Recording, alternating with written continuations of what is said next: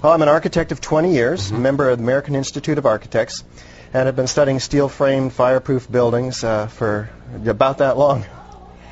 We ask that for clarification because as we get into this, we want people to make sure that you're not just somebody with a wacky idea. Right. Okay, you come with some science to you. What is the official reason for the collapse of the World Trade Center towers? Well, we're told that the planes hit the buildings and there was an explosion and a fire, and about an hour and a half later, in the case of the North Tower, the buildings collapsed due to structural weakening due to the fires. The problem is that we don't have large gradual deformations associated with collapses, and fires in high-rises have never brought down a steel frame high-rise building at all, ever.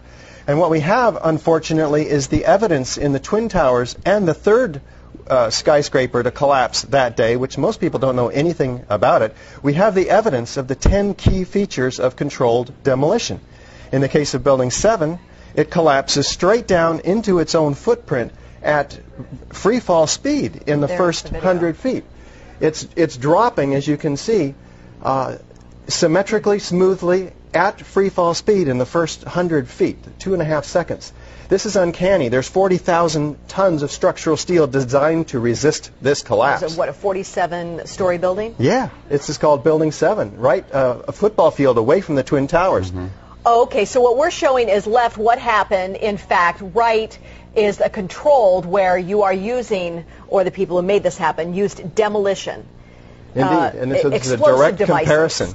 And you can see that, indeed, almost free fall speed, free fall acceleration through 40,000 tons of structural steel. That is uncanny. So we have 700 architects and engineers demanding a new investigation as a result of this evidence and the evidence in the World Trade Center. That is very explosive. Almost every architect and engineer we show this information to agrees with us that these are controlled demolitions. If we can get them to look at the information, because obviously the implications of a controlled demolition are dark for our country, because that means somebody besides Al-Qaeda was involved, because these have to be easily 3 of the most highly secure buildings outside the Pentagon.